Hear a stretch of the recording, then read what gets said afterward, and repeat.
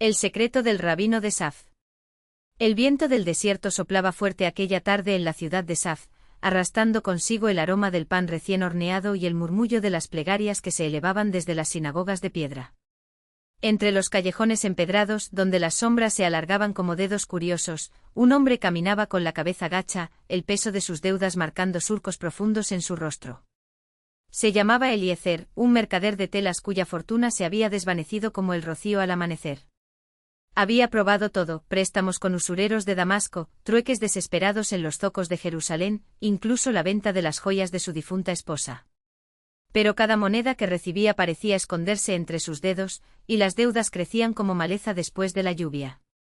Esa noche, mientras el sol se hundía tras las montañas de Galilea, Eliezer entró en la pequeña sinagoga de su barrio, no para rezar, sino para llorar. Se sentó en el último banco donde la luz de las velas apenas llegaba, y dejó que las lágrimas resbalaran por su barba canosa. Fue entonces cuando lo vio. Un anciano de espalda encorvada y ojos brillantes como ascuas se acercó sin hacer ruido. Llevaba un talit desgastado por el tiempo y un libro entre las manos, atado con cuerdas de lino. Sin mediar palabra, se sentó a su lado y colocó el volumen sobre el banco. La portada, escrita en hebreo arcaico, decía: El código de la redención.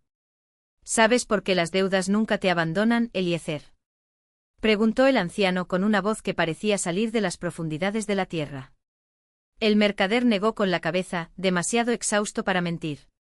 Porque las tratas como cadenas y no como semillas. El viejo pasó una página amarillenta, donde diagramas de letras hebreas se entrelazaban como raíces.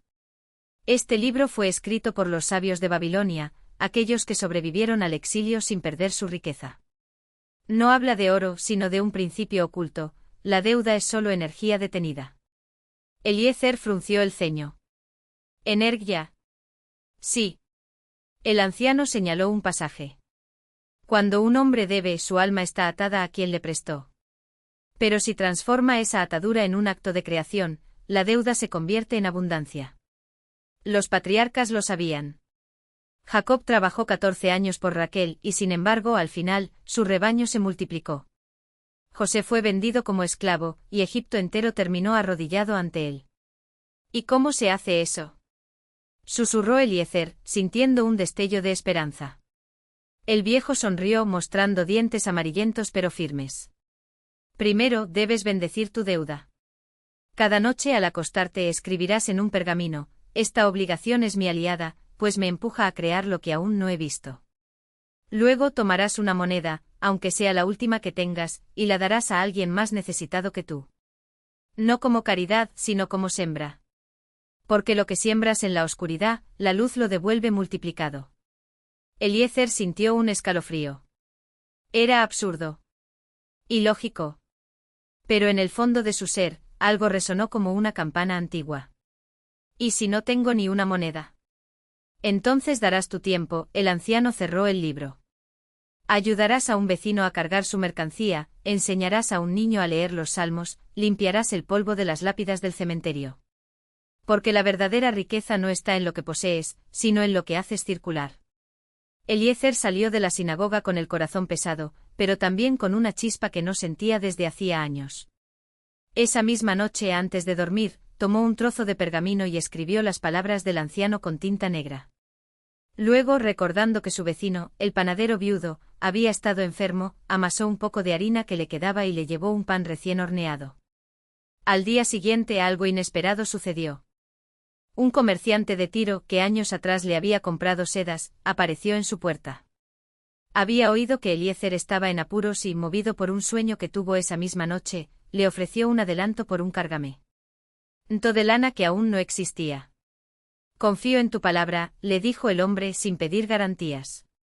Con ese dinero Eliezer compró lana a crédito de un pastor beduino, prometiendo pagarle cuando vendiera los tejidos. Pero en lugar de guardar las ganancias, siguió el consejo del anciano: separó una parte para ayudar a una mujer cuyo marido había muerto, dejando huérfanos. Y así como un río que serpea entre las rocas, el dinero comenzó a fluir de maneras que no podía explicar. Para el final del mes, sus deudas no habían desaparecido, pero ya no le ahogaban. Cada pago que hacía parecía abrir una puerta oculta.